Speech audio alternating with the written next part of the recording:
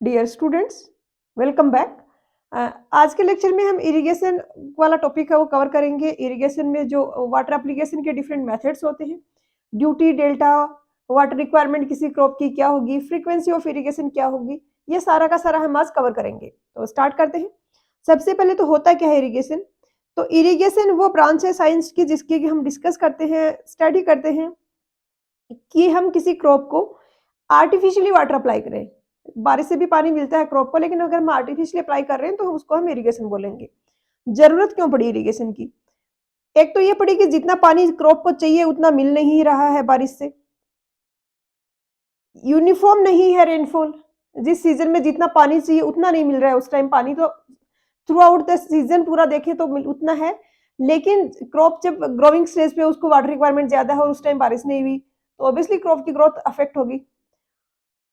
उसके बाद number of crops एक ही ईयर में अगर ग्रो करनी है, जैसे कि राजस्थान में तो हमें पता ही है आप लोगों को कि राजस्थान में जो भी रेनी सीजन होता है मई जून से स्टार्ट होकर अक्टूबर नवंबर तक फिनिश हो जाता है। उसके बाद विंटर वाली जो क्रॉप होती है, जो रबी वाली गेहूं वगैरह, वो अगर बोना है तो इरिगेशन चाहिए। तो इसके लिए हमें जरूरत पड़ती है। पेरेनियल क्रॉप्स हैं अगर कोई, जैसे कि गन्ना एक फेमस पॉपुलर एग्जांपल है पेरेनियल क्रॉप का। तो उसमें क्या होगा कि throughout the season year आपको वाटर की रिक्वायरमेंट होगी। बारिश तो 3-4 महीने ही होती है। नेक्स्ट है कि कमर्शियल क्रॉप कहीं पे बोनी है कि वाटर है तो सही, बट हम जो भी कमर्शियल क्रॉप बोना चाह रहे हैं उसके लिए वाटर रिक्वायरमेंट हाई है और उतना वाटर अवेलेबल नहीं है बारिश से। कंट्रोल्ड वाटर सप्लाई करना है हमें। आगे हम देखेंगे कि कैसे जो यील्ड है, जो पैदावार है किसी फसल की, वो अफेक्ट होती है वाटर सप्लाई के साथ में। तो एक जो पर्टिकुलर होती है वाटर सप्लाई जिस पर कि मैक्सिमम होगा यील्ड, तो वो अगर मैक्सिमम यील्ड हमें चाहिए तो हमें कंट्रोल्ड वाटर सप्लाई वहां पे रखना पड़ेगा। इसके बाद एडवांटेज क्या क्या है इरिगेशन का। फूड प्रोडक्शन में इंक्रीज होगा, क्रॉप यील्ड है वो इंक्रीज होगा। मिक्स्ड क्रॉपिंग का जो पैटर्न पहले करते थे, मिक्स्ड क्रॉपिंग क्या होता है कि एक ही सीजन में, जैसे आपने देखा होगा रेनी सीजन में जो रूरल एरिया से बिलोंग करते हैं कि कोई फसल बोई हुई है उसमें बाजरा भी डाल दिया, उसमें मूंग भी डाल दिया, ऐसे मिक्स करके बोते थे। एक ही मतलब फील्ड में, एक ही खेत में 2-3 फसलें एक साथ बो दी। उसका रीजन ये है कि क्लाइमेट कंडीशंस, बारिश पता नहीं किसके अकॉर्डिंग रहे तो कोई एक फसल तो एटलीस्ट किसान को मिल पाए। तो वो मिक्स्ड क्रॉपिंग है। तो उस मिक्स्ड क्रॉपिंग को एलिमिनेट करने के लिए ये किया गया। उसके बाद रेवेन्यू वगैरह उससे जनरेट होगा तो प्रोस्पेरिटी उस एरिया की बढ़ेगी। हाइड्रो इलेक्ट्रिक पावर हम जनरेट कर सकते हैं। कोई डैम बनाया हमने वाटर स्टोर करने के लिए, उसी से हम हाइड्रो इलेक्ट्रिक पावर भी जनरेट कर सकते हैं। ये मल्टीपर्पज प्रोजेक्ट्स होते हैं ऐसे। डोमेस्टिक वाटर सप्लाई के लिए हम उस पानी को सप्लाई कर सकते हैं। फैसिलिटीज ऑफ कम्युनिकेशन, कैनाल वगैरह अगर बन रही है तो उसके पास में जो इंस्पेक्शन रोड भी बनेगा। तो वो इंस्पेक्शन रोड एक ट्रांसपोर्टेशन का एक नया जरिया, नया मीडियम हो गया है एक वहां रहने वाले लोगों के लिए। इनलैंड नेविगेशन क्या हुआ कि बहुत ही बड़ी कोई कैनाल है तो उसमें बोट वगैरह चला सकते हैं। अफोरेस्टेशन क्या, यानी कि कैनाल का जो बैंक्स है उसके किनारे किनारे हम क्रॉप्स लगा देते हैं, सॉरी क्रॉप्स नहीं, प्लांट्स लगा देते हैं। तो उसके क्या होगा, हरा भरा होगा आपका एरिया। डिसएडवांटेज क्या क्या हो सकते हैं? एक तो क्या होगा कि फर्टिलाइजर वगैरह हम अप्लाई करेंगे तो वो सारा का सारा पोल्यूट होकर ग्राउंड वाटर में जाएगा, क्योंकि सरफेस वाटर से हम या किसी भी वाटर से हम इरिगेट करें तो हम ample amount of water supply करते हैं, एक्स्ट्रा वाटर है वो नीचे चला जाता है। और उसमें अगर आपने कोई फर्टिलाइजर डाला हुआ है तो वो भी जाके ग्राउंड वाटर में चला जाएगा और उसको पोल्यूट करेगा। इसी के साथ में डैम्पर क्लाइमेट हो गया, यानी डैम्पनेस, ह्यूमिडिटी ज्यादा होगी जिसमें ब्रीडिंग ऑफ मॉस्किटोज वगैरह हो सकते हैं, जो हमें पता है बहुत सारी बीमारियां फैलाते हैं। ओवर इरिगेशन अगर कहीं पे किया तो वाटर लॉगिंग हो सकती है। वाटर लॉगिंग क्या होता है टर्म? प्लांट की एक रूट जोन होती है, जितनी डेप्थ में प्लांट की रूट्स गई हुई हैं, जहां से वो पानी एक्सट्रैक्ट कर रही है, उसका कुछ पोर्शन या पूरा का पूरा रूट जोन अगर सैचुरेट हो जाता है तो हम उस सिचुएशन को बोलते हैं वाटर लॉगिंग। इसको हम आगे डिटेल में डिस्कस कर लेंगे। नेक्स्ट है कि क्या क्या टाइप्स हो सकते हैं इरिगेशन के। तो इरिगेशन में क्या होता है, एक तो सरफेस इरिगेशन होता है जिसमें कि हम ग्राउंड सरफेस पे वाटर अप्लाई करते हैं फील्ड में। और सरफेस इरिगेशन में मेजर एक है फ्लो इरिगेशन। फ्लो इरिगेशन में क्या होता है कि ऑटोमेटिकली ग्रेविटेशनल फोर्सेस के कारण वाटर फ्लो होता है। हम एक्सटर्नल कोई पावर वहाँ पर नहीं सप्लाई करते हैं, कोई मशीनरी नहीं लगाते हैं कि जिससे पानी पहुँचे जहाँ-जहाँ पहुँचाना है। ऑटोमेटिकली कैनाल्स हम बना देते हैं और उनमें ग्रेविटी के थ्रू फ्लो होता रहता है और पानी है वो हर जगह पहुँच जाता है। तो ये फ्लो इरिगेशन है। इसमें हायर लेवल पे वाटर है, जिसको हम नीचे वाले लेवल्स पे सप्लाई कर देते हैं। उसके बाद फ्लो इरिगेशन है, इसको फर्दर हम 2 पार्ट्स में डिवाइड कर सकते हैं। एक होता है इनंडेशन या फ्लड इरिगेशन, दूसरा होता है perennial irrigation. Flood irrigation, inundation irrigation आपको नाम से ही पता चल रहा है कि ये फ्लडिंग की सिचुएशन हो गया कि रिवर में बहुत ज़्यादा पानी है, तो हमने कैनाल्स के थ्रू आस-पास के एरिया में सप्लाई कर दिया। बट वो थ्रू आउट द ईयर वो सप्लाई अवेलेबल नहीं होगी, तो इसको हम इनंडेशन इरिगेशन या फ्लड इरिगेशन बोलेंगे। वहीं पे पेरिनियल इरिगेशन होता है कि throughout the year canals में पानी रहेगा, एरिया को पानी मिलेगा throughout the year. Perennial irrigation अब 2 टाइप का हो सकता है। एक तो ये है कि ये ऐसी रिवर पे बना हुआ हो जो कि पेरिनियल है, जिसमें थ्रू आउट द ईयर पानी अवेलेबल है। तो इसमें हम डायरेक्ट इरिगेशन कर सकते हैं कि बिना किसी स्टोरेज के through out the year river में पानी अवेलेबल है, जिसको हम फील्ड्स में सप्लाई कर रहे हैं। दूसरा होता है स्टोरेज इरिगेशन। स्टोरेज इरिगेशन यानी कि हम वाटर को एक डैम बना के स्टोर कर रहे हैं और रिवर में पानी नहीं अवेलेबल है through out the year sufficient, तो हमने डैम से रेनी सीजन में पानी को स्टोर कर लिया और फिर थ्रू आउट द ईयर हमने उसको सप्लाई कर दिया। इसके बाद आता है एक लिफ्ट इरिगेशन। फ्लो इरिगेशन के अलावा दूसरा जो है वो लिफ्ट इरिगेशन। फ्लो इरिगेशन में हम कोई पावर नहीं चाहिए होती है, हम कोई मशीन नहीं यूज़ करते हैं, लिफ्ट नहीं करते हैं वाटर को, सिर्फ ग्रेविटेशनल फोर्सेस से फ्लो होता है।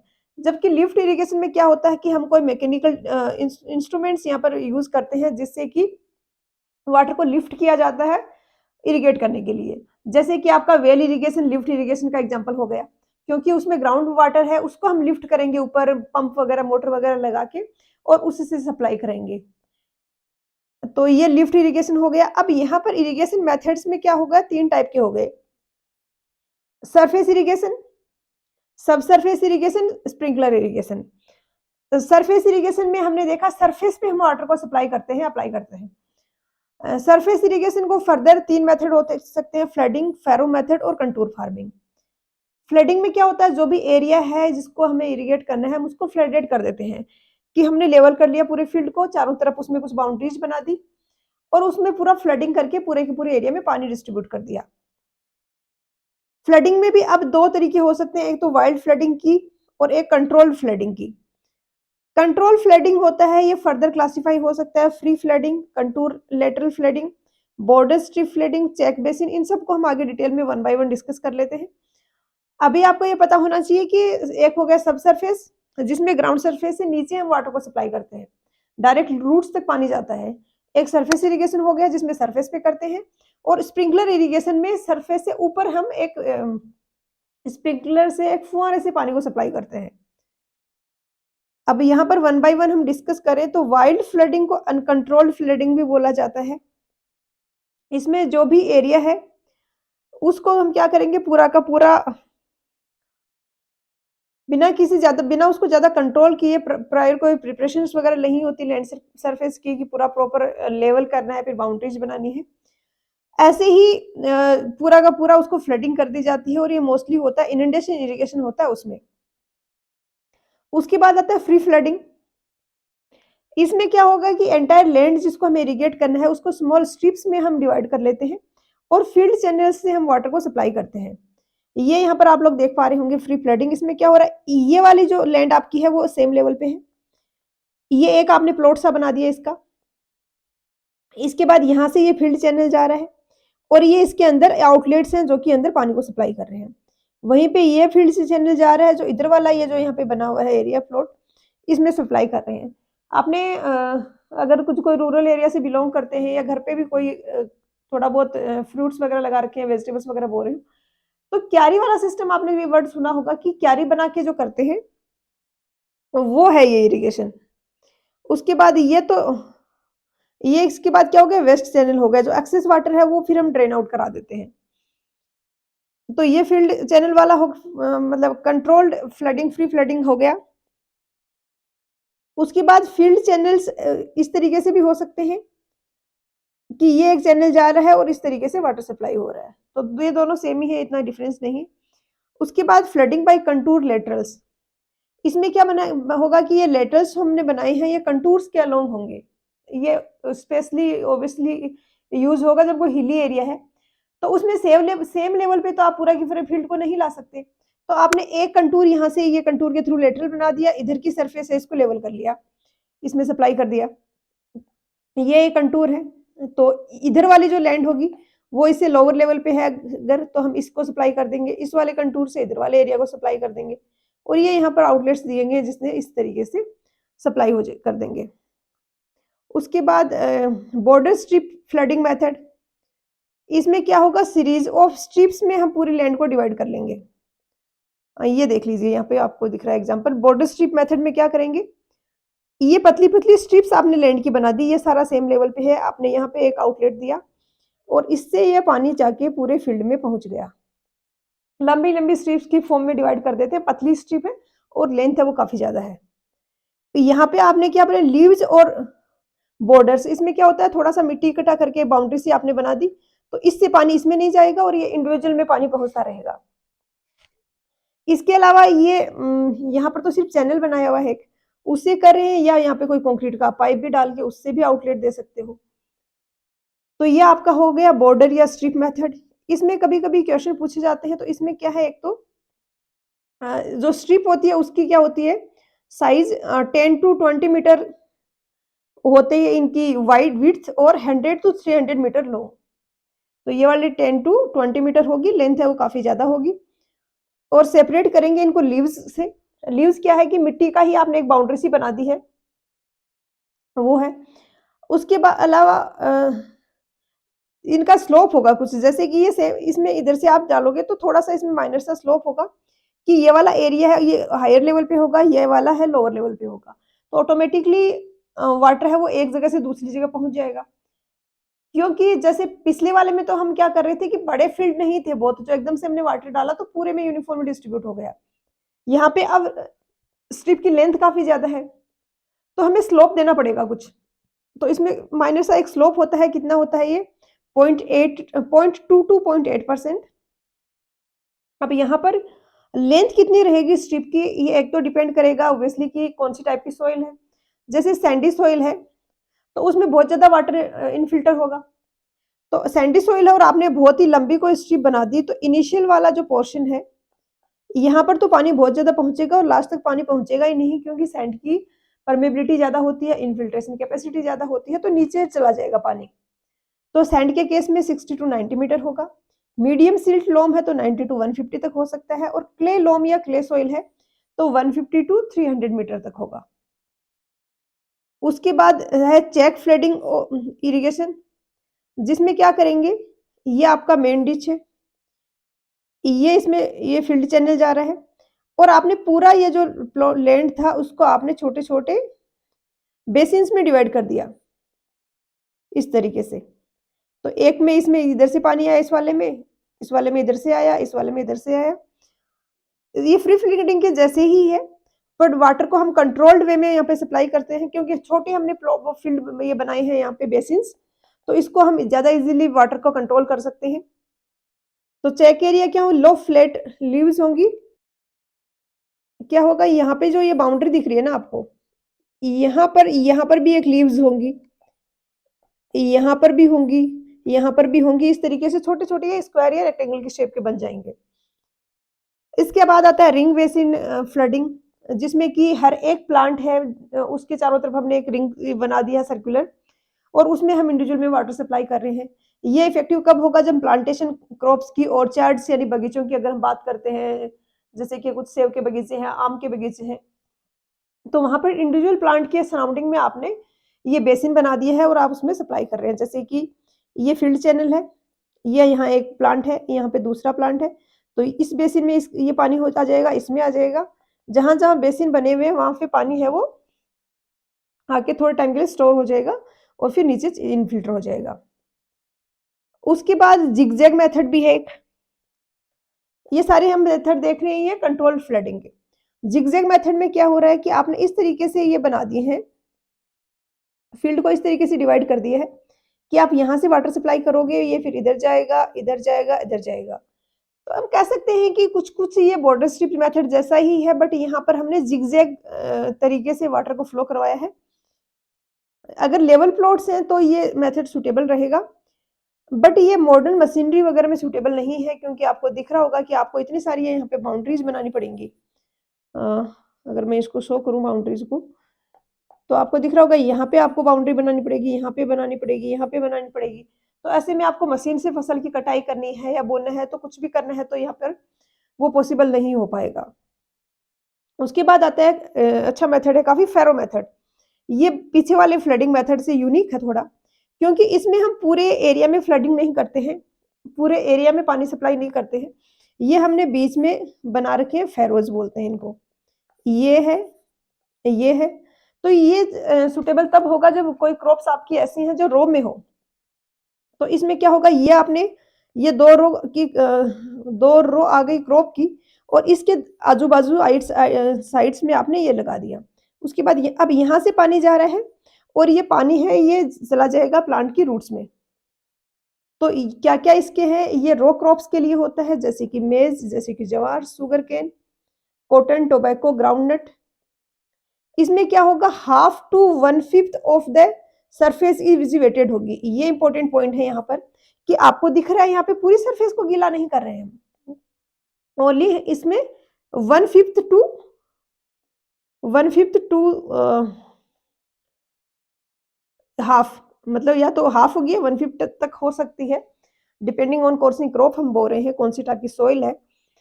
तो इसमें यहाँ पे क्या होगा, अब पूरा का पूरा एरिया को हम वेट नहीं कर रहे हैं, हम गीला नहीं कर रहे हैं, पानी नहीं डाल रहे हैं, तो इवोपोरेशन भी पूरे एरिया से ऑब्वियसली नहीं होगा। इवोपोरेशन पूरे एरिया से नहीं होगा, तो हमारे जो इवोपोरेशन वाले लॉसेस हैं वो कम हो जाएँगे। तो ये यहाँ पर फ़ैरो इरिगेशन इस वे में मतलब डिफरेंट है ये बाकी फ्लडिंग वाले मेथड से। Length of furrow generally 100 to 200 metre होती है। जनरल स्लोप प्रोवाइडेड होता है वो 0.2 टू 0.6% होता है। आपको आई होप डिफरेंस समझ आ पा रहा है। स्ट्रिप मेथड में क्या कर रहे थे, ये था हमारा स्ट्रिप। तो पूरे में हमने फ्लडिंग कर दी, पूरे में ही वाटर है वो फ्लो हो रहा है। यहाँ पे सिर्फ फ़ैरोज़ जो बीच में ये खाइयाँ बनी हुई है, डिचेज़ बनी हुई है, सिर्फ इसी में फ्लो हो रहा है। इसके बाद आता है कंटूर फार्मिंग। अगेन जहाँ पर भी कंटूर आ रहा है वो होता है हिली टेरेन के लिए, क्योंकि वहाँ पर आप फिर पूरे एरिया को आप सेम लेवल पे नहीं ला सकते। तो इसमें एरिया को हम पार्ट्स में डिवाइड कर देंगे। जैसे ये एक लेवल पे ल ले आए हम इसको, थोड़ा नीचे जाके एक डिफरेंट पे, ये दूसरे लेवल पे ये है पूरा फील्ड। ये वाला यहाँ पे दूसरे लेवल पे है।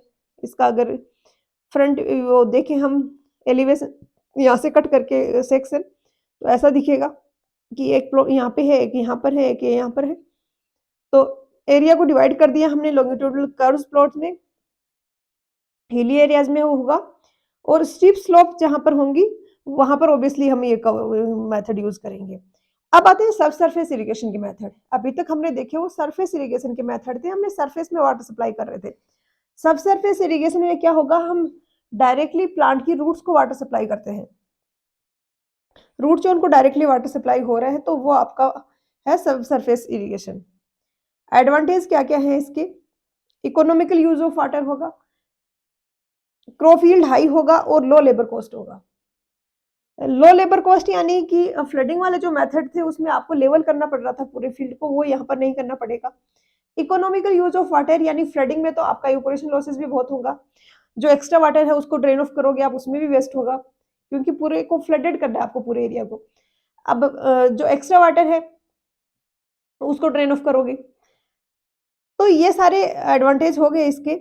वाटर डायरेक्टली रूट जोन में सप्लाई किया जाएगा।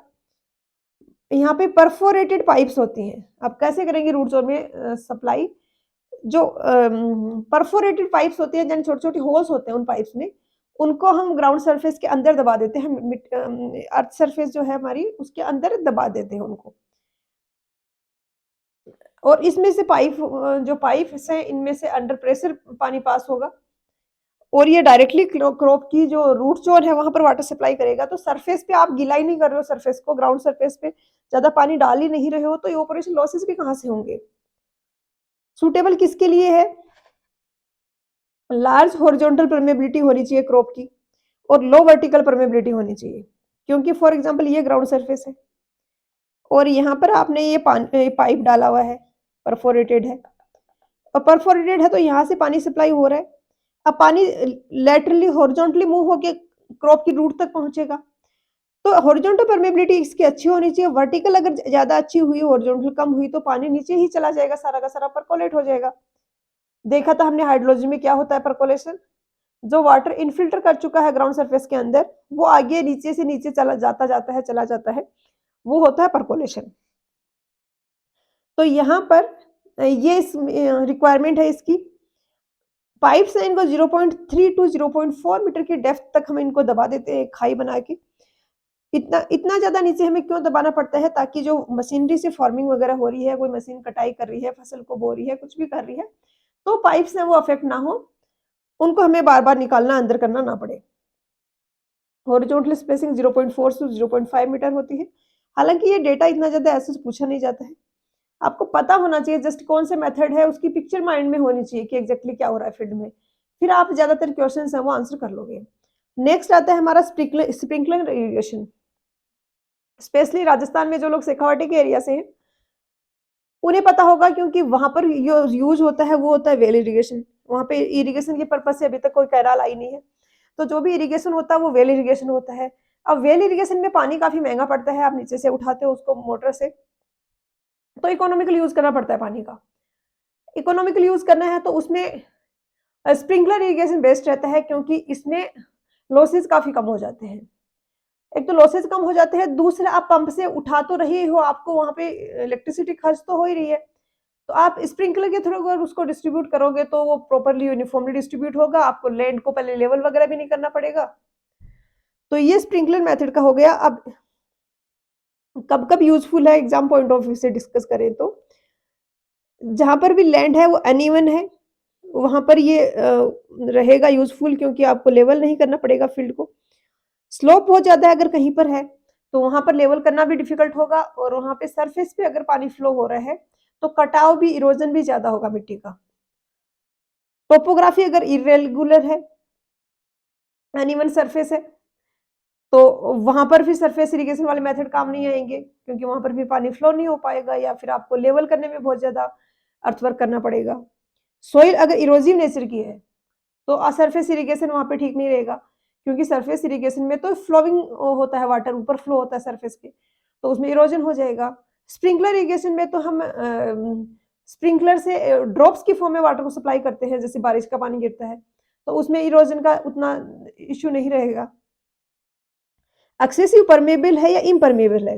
एक्सेसिव परमेबल सॉइल होगी तो सरफेस इरिगेशन में क्या होगा, जहां पे जो आपका बना हुआ है, जैसे बेसिन मेथड की बात करें तो जो बेसिन बना हुआ है आपका ये, इसमें यहाँ पे आपने वाटर को एंटर कराया, ज्यादातर पानी तो यहीं पे इनफिल्टर कर जाएगा, आगे की जो सॉइल है उस तक पानी पहुंचेगा ही नहीं। तो एक्सेसिव परमेबल सॉइल है तो भी फ्लड जो सरफेस वाले मेथड है वो उतने यूजफुल नहीं है। इम्परमेबल है तो भी नहीं है, क्योंकि वाटर तो फ्लो हो रहा है इधर से, और उतने टाइम में परमेबिलिटी इतनी कम है कि sufficient amount of water infiltrate हो ही नहीं पा रहा है। तो इन दोनों मेथड्स में ये बेस्ट रहेगा। Depth of soil is shallow over gravel और सैंड, तो नीचे कोई ग्रेवल और सैंड की लेयर है और उस पर डेप्थ ऑफ सॉइल है वो शैलो है। अब एडवांटेज क्या क्या है? एडवांटेज है कि सीपेज लॉसेज एलिमिनेट हो जाएंगे, उसके बाद लैंड लेवलिंग की रिक्वायरमेंट नहीं रहेगी। सबसे इंपॉर्टेंट पॉइंट कि कोई भी कल्टीवेशन एरिया आपका लॉस नहीं होगा। आपने कैनाल इरिगेशन से कहीं पे अगर होते देखा है तो आपने देखा होगा कि अंदर हम फील्ड चैनल बनाएंगे, उसमें आपका इतना सारा एरिया वेस्ट हो जाएगा। जबकि स्प्रिंकलर इरिगेशन में तो आपको पाइप में से फ्लो हो रहा है, पाइप में फ्लो होता है तो वेलोसिटी हम हाई रखते हैं और क्रॉस सेक्शनल एरिया हमें कम रिक्वायर्ड होता है। तो स्प्रिंकलर इरिगेशन में पाइप में फ्लो होने के कारण आपका एरिया नहीं लॉस्ट होता है। वो पाइप तो आप कहीं पे भी डाल दो और वो बहुत कम होगा उसका साइज, तो वो कोई एरिया ऑक्यूपाई नहीं करेगा। और इवन वो जहाँ पे रखा हुआ भी है वहां पर भी ऐसे वो कोई क्रॉप को डैमेज नहीं करेगा, क्योंकि आप उसकी पोजीशन चेंज करते रहते हो। उसके बाद टो फर्टाइल सॉइल अगर है तो उसका इरोजन है वो कंप्लीटली एलिमिनेट हो जाता है। जो टॉप लेयर होती है वो फर्टाइल होती है, मोस्टली न्यूट्रिएंट्स उसमें ज्यादा होते हैं, तो अगर आप स्प्रिंकलर इरिगेशन कर रहे हो तो इरोजन नहीं होगा, तो वो न्यूट्रिएंट्स हैं जो फर्टाइल लेयर है वो वही रहेगा, उसका लॉस नहीं होगा। फर्टिलाइजर्स को हम यूनिफॉर्मली डिस्ट्रीब्यूट कर सकते हैं, कि जो स्प्रिंकलर से इरिगेट कर रहे हो, तो जहाँ से भी पानी स्प्रिंकलर के अंदर पाइप्स के अंदर एंटर हो रहा है, वहाँ पर आप मिक्स कर दो जो फर्टिलाइज़र यूज़ करना है वो। क्रॉप डैमेज जो फ्रॉस्ट से होगा वो रिड्यूस हो जाएगा। फ्रॉस्ट से क्या होगा कि टेम्परेचर काफ़ी डाउन जाता है तो आइसिंग हो जाती है, जो पानी है वो जम जाता है। जबकि स्प्रिंकलर इरिगेशन में ये दिक्कत नहीं आएगी। और इवन स्प्रिंकलर इरिगेशन में ये भी होता है कि मोस्टली स्प्रिंकलर इरिगेशन में ग्राउंड वाटर से इरिगेट करने के लिए यूज़ करते हैं। और काफ़ी ठंडा मौसम में ऐसे में भी अगर ग्राउंड वाटर आप सप्लाई कर रहे हो फील्ड में, तो वो उसका टेम्परेचर एम्बिएंट होगा, उसका टेम्परेचर है वो नॉर्मल टेम्परेचर होगा, तो वो क्रॉप्स के लिए बेनिफिशियल है। लिमिटेशंस क्या-क्या हैं? अब इतने सारे एडवांटेज हमने डिस्कस कर लिए, तो कुछ तो लिमिटेशंस होंगे जो हर जगह स्प्रिंकलर इरिगेशन नहीं यूज़ हो रहा है। विंड अगर बहुत ज़्यादा है तो ये डिस्ट्रक्ट करेगा, डिस्टॉर्ट कर देगा। जैसे कि ये फाउंटेन है, स्प्रिंकलर है, तो इस तरीके से पानी जा रहा है, हवा चल रही है बहुत तेज, तो पानी गिरना कहाँ था, वो हवा के साथ जाके गिरेगा कहीं और फिर आपकी जो फील्ड है, उसमें पानी यूनिफॉर्मली डिस्ट्रीब्यूट नहीं हो पाएगा। पावर रिक्वायरमेंट होगी, बिजली का बिल आएगा आपका। हेवी सॉइल अगर है, तो उसमें प्रॉपर इनटेक नहीं होगा, प्रॉपर होगा आई थिंक ये वर्ड, प्रॉपर इनटेक नहीं होगा और हम उसको इरिगेट नहीं कर सकते। हेवी सॉइल कौन-सी सॉइल्स होती हैं जिनकी परमेबिलिटी लो होती है, जैसे कि क्ले, तो उनमें बहुत स्लो रेट से इनफिल्टर होता है वाटर। अब स्प्रिंकलर ने थोड़ा-थोड़ा आपने पानी डाला, वो सारा इवेपोरेट हो जाएगा, क्योंकि क्ले में स्लोली इनफिल्टर होता है और उतना टाइम में इवेपोरेशन हो रहा है। एफिशिएंसी की अगर बात करें, तो इसकी एफिशिएंसी 80% तक रहती है। सरफेस इरिगेशंस के मेथड हैं, जो उनकी एफिशिएंसी काफ़ी कम रहती है कंपेयर टू स्प्रिंकलर इरिगेशन। तो कहीं पर भी वाटर का इकोनॉमिकल यूज़ करना हो, अनइवन सरफेस हो, इरोसिव सरफेस हो, वहाँ पर स्प्रिंकलर इरिगेशन बेस्ट रहता है और आपको काफ़ी क्वेश्चंस मिलेंगे इस पे। कभी-कभी क्वेश्चंस में डिस्चार्ज का भी पूछ लिया जाता है, तो डिस्चार्ज रिक्वायर्ड जो होगा हर एक रोटेटिंग स्प्रिंकलर से वो होगा SI, spacing of sprinkler along the lateral, जैसे ये एक स्प्रिंकलर की रो है, यहाँ पे ये स्प्रिंकलर लगे हैं, ये दूसरे स्प्रिंकलर लगे हैं, तो एसआई और एसएम क्या है? ये तो ये मेंस आपकी जा रही है, ये लेटरल है, ये लेटरल है। तो एक तो स्पेसिंग आपकी ये वाली होगी और एक स्पेसिंग आपकी ये वाली होगी। तो इन स्पेसिंग को मल्टीप्लाई किया into I optimum water application rate divided by 3600, ये आपका फॉर्मूला हो गया डिस्चार्ज का। उसके बाद आता है drip irrigation. Drip irrigation sprinkler से भी ज़्यादा अच्छा है कम in the terms of economical use of water. इसमें और भी ज़्यादा अच्छे से हम वाटर सप्लाई करते हैं, वाटर अप्लाई करते हैं फील्ड में और इसमें लॉसेस हैं वो स्प्रिंकलर इरिगेशन से भी कम होते हैं। इसको ट्रिकल इरिगेशन भी बोला जाता है। स्प्रिंकलर इरिगेशन से भी कम यहाँ पे लॉसेस क्यों होते हैं? क्यों वाटर को हम बेस ऑफ द प्लांट में अप्लाई करते हैं और ड्रॉप्स की फॉर्म में करते हैं। तो ड्रॉप्स की फॉर्म में करते हैं तो एक तो सीपेज लॉसेस भी नहीं होंगे। सीपेज लॉसेस का क्या होता है कि जो एक्स्ट्रा वाटर था सॉइल जिसको रिटेन नहीं कर पा रही है वो नीचे इनफिल्टर होके ग्राउंड वाटर में चला जाएगा। तो वो लॉसेस स्प्रिंकलर में भी काफ़ी हद तक कम हो जाते हैं और इसमें तो और भी कम होंगे क्योंकि आप एक-एक ड्रॉप पानी का सप्लाई कर रहे हो। बूंद-बूंद सिंचाई गवर्नमेंट की कभी-कभी स्कीम आती है, आपने सुना होगा तो वो है ये ड्रिप इरिगेशन। इसमें क्या-क्या होंगे कंपोनेंट्स, एक पंप होगा जो वाटर को लिफ्ट करेगा, एक हेड टैंक होगा, एक प्रेशर जो कि हेड टैंक होगा जिसमें कि प्रेशर मेंटेन हो पाए 5 टू 7 मीटर का, सेंट्रल डिस्ट्रीब्यूशन सिस्टम होगा। सेंट्रल डिस्ट्रीब्यूशन सिस्टम में क्या होगा, हमें फर्टिलाइज़र वगैरह ऐड करना हो तो वो कर सकते हैं, प्रेशर को रेगुलेट कर सकते हैं। अमाउंट ऑफ वाटर कितना सप्लाई करना है उसको हम रेगुलेट कर सकते हैं। मेन्स और सेकेंडरी लाइन्स होंगी, जब पॉलीथिलीन या पॉलीविनाइल क्लोराइड की बनी होंगी, तो मेन लाइन होगी जिससे कनेक्टेड होंगी ट्रिकल लाइन्स। ट्रिकल लाइन्स पे फिर वो वाटर है वो सप्लाई हो रहा होगा वहाँ से। पीवीसी पाइप्स होती हैं, परफोरेशंस होते हैं इनमें। परफोरेशंस आई होप आपको पता हो, नहीं है तो मैं बता दूँ कि कोई भी पाइप है आपने छोटे-छोटे उसमें छेद कर दिए हैं। कोई बड़ी ओपनिंग देने के बजाय छोटे-छोटे बहुत सारे छेद कर दिए हैं तो वो परफोरेशन है। प्लास्टिक नोजल्स होते हैं और डिस्चार्ज होता है वो बहुत ही लो रेट पे होता है। ये आप चाहो तो याद रख सकते हो 2 से 10 लीटर पर आवर, मतलब 1 घंटे में 2 से 10 लीटर ही पानी सप्लाई होगा सिर्फ। इसके बाद एडवांटेज क्या-क्या हैं इसके? इरिगेशन वाटर की रिक्वायरमेंट कम होगी, जहाँ पर भी है कि पानी सफिशिएंट अवेलेबल नहीं है, तो वहाँ पे ड्रिप इरिगेशन बेस्ट रहेगा। ऑप्टिमम लेवल पे वाटर सप्लाई करते हैं, वाटर लॉगिंग कंप्लीटली अवॉइड हो जाएगी क्योंकि हम एक्स्ट्रा वाटर सप्लाई नहीं कर रहे हैं जो कि नीचे जाके सीपेज हो उसका। यील्ड काफ़ी हाई होगा क्योंकि प्रॉपर वाटर है वो मिल रहा है क्रॉप्स को। कैश क्रॉप्स का आप बो सकते हैं क्योंकि अब आपके पास रिलायबल सिस्टम है इरिगेशन का। वीड कंट्रोल होगा इसमें क्योंकि इसमें जहाँ-जहाँ आपकी क्रॉप्स हैं, जैसे ये वाला हम डायग्राम देखें, तो यहाँ पर और यहाँ पर ये होल्स बने हुए हैं। तो जहाँ पे होल्स बने हुए हैं, सिर्फ़ वहीं पे वाटर सप्लाई होगा, तो यहाँ पर भी इस मेथड में क्या होगा, पूरा का पूरा एरिया वेट नहीं हो रहा है और वीड वगैरह जो होते हैं, जो खरपतवार है, वो उतना ज़्यादा नहीं होगा अब यहाँ पर। एक बार हम डायग्राम में देख लेते एक बार हम देख लेते हैं डायग्राम में कौन-कौन सी यूनिट्स होती हैं। ये वाटर आ रहा है सोर्स से, उसके बाद यहाँ पर ये पंप कनेक्टेड है। अगर काफ़ी जगह जो वेल इरिगेशन होता है, तो उसमें तो डायरेक्टली ओवरहेड टैंक में आप वाटर सप्लाई करके उससे कर सकते हो या डायरेक्टली सीधा सप्लाई कर सकते हो। बट अगर जैसे कि कैनाल वाटर है, तो वहाँ पर आपको उसको पहले प्रेशराइज़ करना पड़ेगा और प्रेशराइज़ करके ओवरहेड टैंक में स्टोर करना होगा। तो ये पंप से आपने इसको प्रेशराइज़्ड किया और ओवरहेड टैंक में स्टोर कर दिया प्रेशर इम्पार्ट करके, हेड इम्पार्ट करके। उसके बाद ये फर्टिलाइज़र टैंक आया जिसमें कि कुछ फर्टिलाइज़र अगर मिक्स करना है तो वो आप कर सकते हो।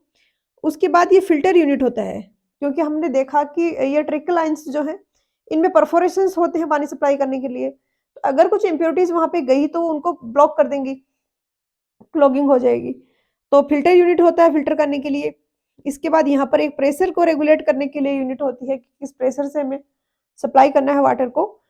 उसके बाद ये आपकी लाइन जा रही है, ये है मेन लाइन और उससे ये जा रही है, ये है सेकेंडरी लाइन। और सेकेंडरी लाइन से फर्दर ये कनेक्टेड होती है इसके परपेंडिकुलर ट्रिकल लाइन्स जिन पर कि परफोरेशंस होते हैं और इनमें ये डिस्चार्ज रेगुलेटर भी होता है, तो डिस्चार्ज भी अपने अकॉर्डिंग जैसा रिक्वायरमेंट है वैसा हम रेगुलेट कर सकते हैं कि क्रॉप अभी ग्रोइंग स्टेज पे है या पकने वाली है, कितना रिक्वायरमेंट है उस पर्टिकुलर टाइम पे उसको, उसके अकॉर्डिंगली हम रेगुलेट कर सकते हैं। इसी के साथ में यहाँ पे एक बहुत बड़ा डिसएडवांटेज जो है ड्रिप इरिगेशन और स्प्रिंकलर इरिगेशन का, कि ये काफ़ी कॉस्टली पड़ता है। वाटर का इकोनॉमिकल यूज़ होगा, बट इनिशियली जो कॉस्ट होती है वो काफ़ी हाई होती है। तो ड्रिप इरिगेशन और स्प्रिंकलर इरिगेशन में आपसे बेस्ट मेथड पूछा जाए, तो होगा ड्रिप इरिगेशन। सरफेस इरिगेशन और इसमें स्प्रिंकलर में पूछा जाए तो स्प्रिंकलर इरिगेशन बेस्ट होता है in terms of economical use of water. Surface irrigation के डिफरेंट मेथड्स हमने पढ़े, उनमें से सबसे कम लॉस उसमें किसमें होगा, तो आप बताओगे फैरो इरिगेशन, क्योंकि उसमें पूरी की पूरी लैंड को हम वेट नहीं करते हैं। तो ये सारे मेथड्स हो गए इरिगेशन के। अब हम डिस्कस करेंगे water requirement, duty, delta, crop के सीजन्स कौन-कौन से होते हैं, ये सब।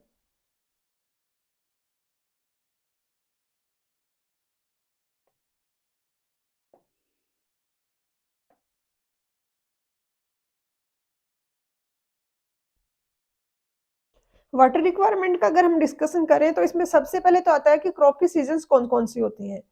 2 है मेजर सीज़न, एक खरीफ सीज़न और एक रबी सीज़न।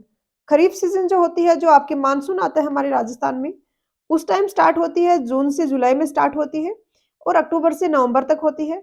इसको मानसून सीज़न भी बोला जाता है। एग्ज़ाम्पल्स इसके होंगे राइस, मेज़, मक्का, बाजरा, स्पाइक्ड मिलेट, ग्रेट मिलेट, ज्वार, अरहर, ग्राउंडनट, तिल, ये सब। इसी के साथ में रबी सीज़न जो होता है, ये अक्टूबर-नवंबर से स्टार्ट होता है, दिवाली के आस-पास ये फसल बोई जाती है और होली के आस-पास मार्च-अप्रैल में काटी जाती है। इसको विंटर सीज़न भी बोला जाता है, क्योंकि नवंबर-दिसंबर में ये फसल बोएँगे, उस टाइम विंटर सीज़न होगा। व्हीट, ग्राम चना, बार्ले, पियर्स, पोटैटो, मस्टर्ड, ये सारे एग्ज़ाम्पल हो गए रबी सीज़न के।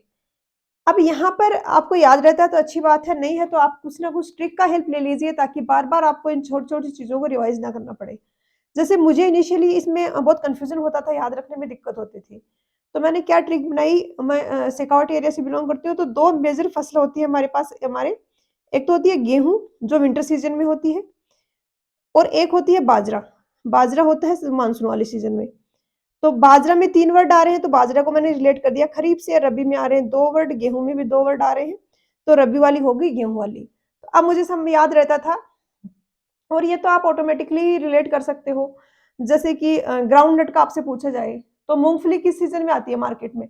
विंटर्स में दिवाली के आसपास, तो मतलब उस टाइम इस फसल की कटाई होती है। तो ये कौन-सा सीज़न होगा? ये मानसून वाला सीज़न होगा। तो जो एग्ज़ाम्पल यहाँ पे मैंने दिए हैं वो याद तो रखने ही रखने हैं। इसके अलावा भी कोई क्रॉप का आपसे पूछ लिया जाए, तो थोड़ा-सा कॉमन सेंस भी यूज़ कर लेना है वहाँ पे, थोड़ा बहुत आप आइडिया लगा पा रहे हो, तो रिस्क ले सकते हो। थर्ड होती है पेरेनियल क्रॉप, जो कि मार्च और या फ़ेब में बोई जाती हैं और दिसंबर में कटाई होती है इसकी। फेमस इसका पॉपुलर एग्ज़ाम्पल है शुगर केन, गन्ना। अब यहाँ पर जो एग्ज़ाम्पल्स दिए हैं मैंने ज़रूर याद रखें, क्योंकि इनसे बहुत फ्रीक्वेंटली क्वेश्चंस पूछे जाते हैं। काफ़ी बार मंथ्स भी पूछे जाते हैं, कब बोया जाता है, कब काटा जाता है, विंटर सीज़न कौन-सा है, मानसून सीज़न कौन-सा है। काफ़ी इम्पोर्टेंट है ये एग्ज़ाम पॉइंट ऑफ व्यू से। इसके बाद क्रॉप्स का क्लासिफिकेशन करें तो एक होती है फील्ड क्रॉप व्हीट, राइस, दूसरी होती है प्लांटेशन क्रॉप। फील्ड क्रॉप में क्या होता है, आपने गेहूँ बोया, बाजरा बोया और कटाई की तो पूरा का पूरा हट गया, खेत खाली हो गया। जबकि प्लांटेशन में ऐसा नहीं होता है, जैसे कि टी के प्लांट्स हैं, तो वो क्या प्लांट्स वो वहाँ पर थ्रू आउट द ईयर रहेंगे, सीज़न में उन पे जो जैसे टी है तो उसमें जो पत्तियाँ वगैरह आप काटोगे, या फिर नारियल, एप्पल, ऑरेंज, तो जिस सीज़न में ये फसल वो लगने हैं वो लगेंगे फ्रूट्स, और बाकी टाइम में वो प्लांट्स हैं वो वहाँ पे रहेंगे। कमर्शियल क्रॉप कौन-सी होती है, जिनको कि सेल करके ही फार्मर पैसा कमाते हैं, घर पे उनको नहीं रखते। जैसे कि कोई मैं ऐसी क्रॉप बोलूँ आपको, जिसको जैसे बाजरा हो गया, जैसे कि मक्का हो गया, ज्वार हो गया, तो ये अपने जो कैटल्स हैं उनके लिए या खुद के लिए भी किसान बोते हैं। तो ये कैश क्रॉप में नहीं आएगा, कमर्शियल क्रॉप में नहीं आएगा। ग्राउंड नट, सीसम, ये सारा कमर्शियल क्रॉप होगा। अब कंजम्पशन ऑफ फूड के बेसिस पे भी क्लासिफाई करते हैं। तो यहाँ पर क्या होगा, एक तो फूड क्रॉप होगा, एक कैश क्रॉप होगा। कैश क्रॉप कौन-सा है जिसको कि घर पे हम यूज़ नहीं करते, सेल करते हैं मार्केट में। Sugar cane, tobacco, jute, tea, और फूड क्रॉप्स में व्हीट, बार्ले, राइस, मेज़, इनके भी क्वेश्चन्स आते हैं और थोड़ा कभी-कभी स्टूडेंट्स को कन्फ्यूज़न हो जाता है। मुझे लगता है आप थोड़ा इससे ध्यान रखें। जैसे टोबैको है, तो टोबैको कोई बहुत बड़ी अमाउंट कोई किसी ने बोया हो, शुगरकेन किसी ने बहुत ज़्यादा बोया हो और पूरा घर पे रख लिया हो, ऐसा नहीं होता है। उनका जो फैक्ट्री में प्रोसेस होते हैं वो, और उसके बाद उनका एंड प्रोडक्ट होता है जो कि ज़्यादा यूज़फुल होगा। नेक्स्ट आता है कि वाटर रिक्वायरमेंट किसी क्रॉप को कितनी होती है? क्या हम जितना ज़्यादा वाटर सप्लाई करेंगे, यील्ड उतना ही ज़्यादा बढ़ेगी पैदावार? तो इसकी स्टडी किया गया, एक डेप्थ ऑफ इरिगेशन वाटर और यील्ड में ग्राफ प्लॉट किया गया। यील्ड क्या है, कितना आपको पैदावार हो रही है फसल से। ग्राफ प्लॉट किया तो वो ग्राफ बना ऐसा, यानी इनिशियली तो क्या हो रहा है, जैसे-जैसे हम डेप्थ ऑफ इरिगेशन बढ़ा रहे हैं, यील्ड बढ़ रहा है इस पॉइंट तक, तो इस पॉइंट के बाद में जैसे-जैसे हम डेप्थ ऑफ इरिगेशन बढ़ा रहे हैं, आपका यील्ड घटने लग गया है। तो ये ऑप्टिमम है डेप्थ ऑफ इरिगेशन। इतना इरिगेशन अगर हम करेंगे, तो हमें मैक्सिमम क्रॉप यील्ड मिलेगा। उसके बाद एक टर्म आती है consumptive use of water. Consumptive use of water basically क्या है कि क्रॉप को किसी को कितना पानी चाहिए। अब क्रॉप को पानी क्यों चाहिए? क्रॉप को एक तो अपने मोटा मेटाबॉलिज़्म में वो क्रॉप है वो कंज़्यूम करती है वाटर को, जैसे कि हमें प्यास लगती है, हम पानी पीते हैं। तो कुछ अमाउंट ऑफ वाटर है वो प्लांट्स कंज़्यूम करते हैं मेटाबॉलिज़्म में, बट वो बहुत ही कम होता है, वो 1% से भी कम होता है, जो टोटल कंजप्टिव यूज़ है, जो टोटल पानी की रिक्वायरमेंट है प्लांट के लिए। मेजर पोर्शन इसका जाता है, वो जाता है इवापोट्रांसपिरेशन में। हाइड्रोलॉजी में हमने पढ़ा था इवापोरेशन और ट्रांसपिरेशन को कंबाइंडली हम इवापोट्रांसपिरेशन बोल देते हैं। तो मेजर पोर्शन हमारा इवापोट्रांसपिरेशन में जाता है यहाँ पे।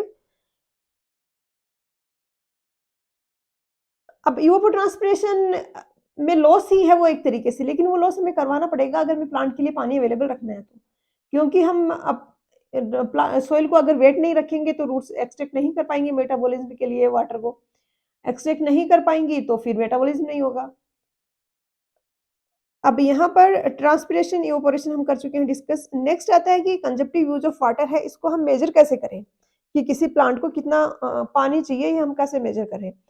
तो जो लीजीमीटर हमने मेथड देखा था एक, इवेपोट्रांसपिरेशन का सेम ही वो यहाँ पर है। जिसमें क्या होता है कि ये ग्राउंड है, इसमें आपने ये ओपन टैंक है जो कि टॉप में से तो ओपन है, ये टैंक्स जो दिख रहे हैं, और नीचे से ये ओपन है, मतलब नीचे से क्लोज़्ड है। हाँ, इनमें से एक्स्ट्रा वाटर है वो ड्रेन आउट हो सकता है, हम उसको मेज़र कर लेंगे दूसरे टैंक में सप्लाई करके। तो कुछ नहीं है, जैसे कि आपने फील्ड में क्रॉप बोई हुई है, वैसे इसमें भी आप प्लांट्स लगा दो। जिस भी क्रॉप का आपको कंजप्टिव यूज़ निकालना है, वो क्रॉप आपने इस लीजीमीटर के अंदर बो दी। अब इसमें proper sufficient amount of water हम सप्लाई करते रहेंगे और देखेंगे कितना वाटर हमने सप्लाई किया, कितना ड्रेन ऑफ हुआ। ड्रेन ऑफ यानी एक्सेस वाटर जो है सॉइल होल्ड नहीं कर पा रही है, वो परकोलेट होगा, उसको हम कहीं कलेक्ट कर लेंगे दूसरे टैंक में। तो हम डिफरेंस निकाल लेंगे दोनों का, वो होगा वो कंजप्टिव यूज ऑफ वाटर होगा, उतनी है वो उस क्रॉप की रिक्वायरमेंट है। इसके बाद आता है ड्यूटी। ड्यूटी से पहले आपको पता होना चाहिए कि बेस पीरियड क्या है और क्रॉप पीरियड क्या है। यहाँ पर भी एमसीक्यूज क्वेश्चंस बनते हैं। क्रॉप पीरियड क्या है? जब आपने फसल को बोया और फसल को काटा, उसके बीच का जो ड्यूरेशन है वो क्रॉप पीरियड है। बेस पीरियड इससे छोटा होता है। क्या होता है बेस पीरियड?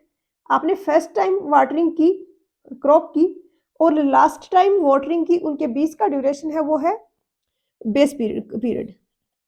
जैसे ये क्रॉप पीरियड है आपका, यहाँ पे आपका सोविंग था और यहाँ पे हार्वेस्टिंग है। तो क्या आप हार्वेस्टिंग करोगे उससे एक दिन पहले फसल को इरिगेट करोगे? नहीं, क्योंकि हमें तो ड्राई रखना है ना हार्वेस्टिंग के लिए क्रॉप को, नहीं तो खराब हो जाएगी फसल कटाई के बाद। तो इसलिए कुछ टाइम पहले ही इरिगेशन रोक दिया जाता है। लास्ट वाटरिंग हार्वेस्टिंग से काफी टाइम पहले हो जाती है। वहीं पे जस्ट फसल को बोया है तो जस्ट अगले दिन पानी सप्लाई नहीं करेंगे। हाँ, फसल को बोया है उस टाइम फसल गीली होनी चाहिए, सॉइल गीली होनी चाहिए, वेट होनी चाहिए।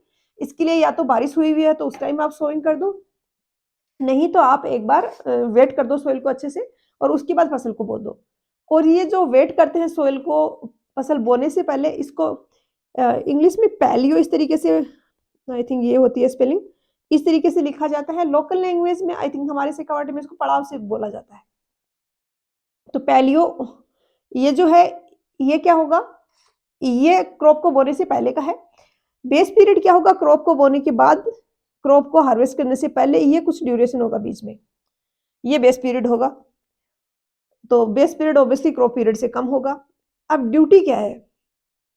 ड्यूटी वो एरिया ऑफ लैंड है जो हम इरिगेट कर सकते हैं। अगर through out the base period, यहाँ पे ध्यान रखना है बेस पीरियड के बेसिस पे होता है, through out the base period हम 1 मीटर क्यूब पर सेकंड की रेट से वाटर सप्लाई करें तो, यानी 1 मीटर क्यूब पर सेकंड की वाटर सप्लाई रेट से through out the base period, 2 महीने का बेस पीरियड है तो 2 महीने तक इस रेट से वाटर सप्लाई कर रहे हैं, तो कितना वहां पर हम एरिया को इरिगेट कर सकते हैं। अब यहाँ पे एक चीज आपको क्लियर होनी चाहिए कि throughout the base period ये ड्यूटी को डिफाइन करने का एक तरीका है। ऐसा नहीं है कि कंटिन्यूअसली हम through out the base period crop को पानी देते रहते हैं।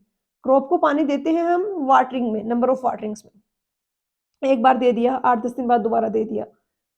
तो हमें यहाँ पे जस्ट अमाउंट ऑफ वाटर है वो बैलेंस करना है कि क्रॉप को कितना वाटरिंग है, एक वाटर में कितना पानी चाहिए, 2 महीने में कितना पानी चाहिए, और ड्यूटी से हमें इस रेट से सप्लाई करने पे बेस पीरियड जितने ड्यूरेशन में कितना पानी मिल रहा है, हम उनको इक्वेट करते हैं। कैसे करते हैं ये आगे देखते हैं।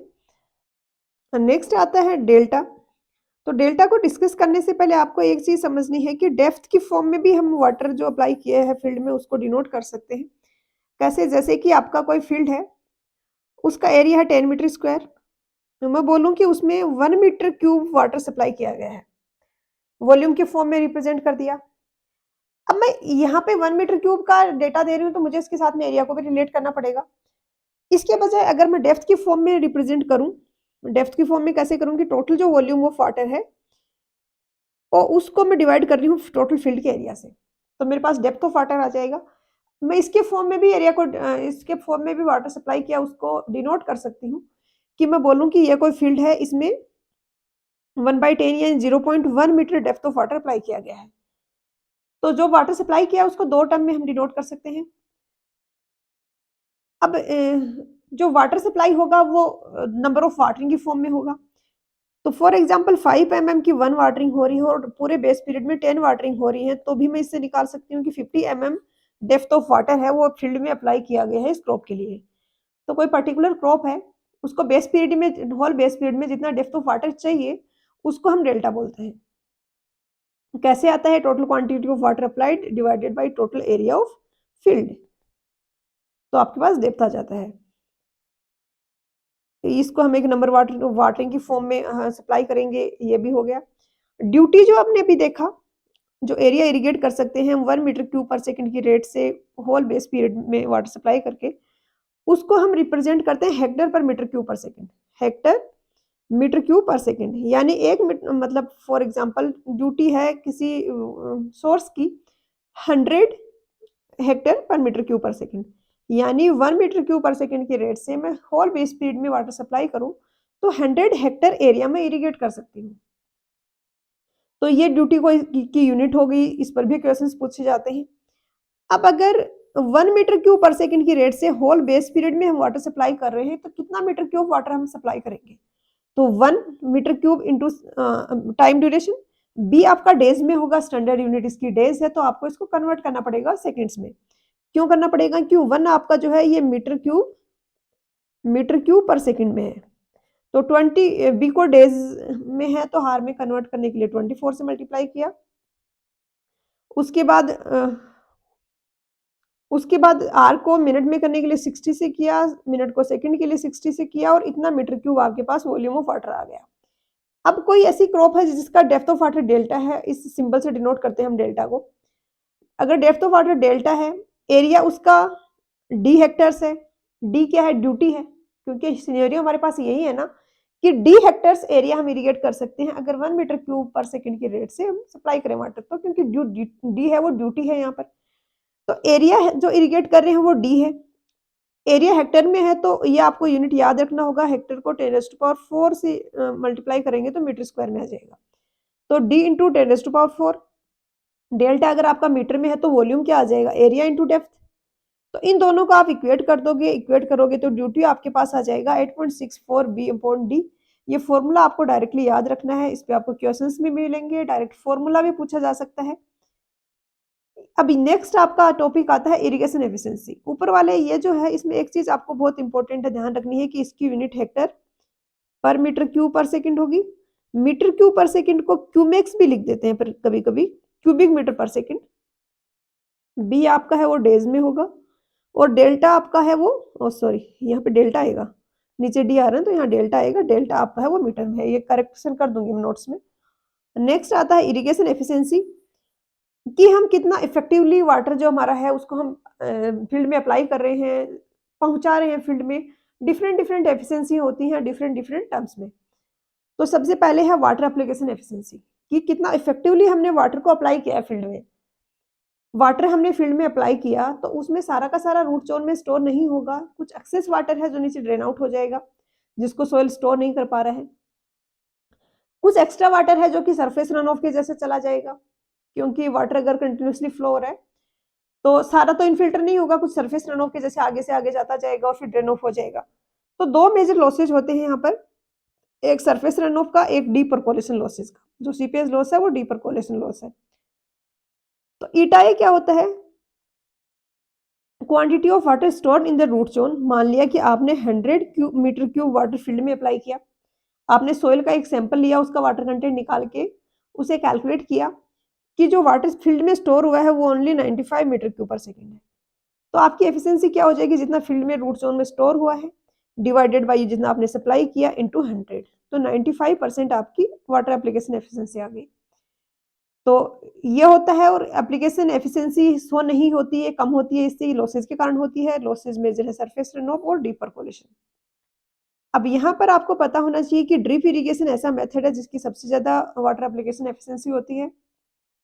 सरफेस इरिगेशन के मेथड जो अभी हमने पीछे पढ़े, फ्लडिंग वगैरह, उनकी जो वाटर एप्लीकेशन एफिशिएंसी है वो रेयरली ही 60% से ऊपर पहुंचती है, उनमें वाटर में लॉसेज काफी ज्यादा होते हैं।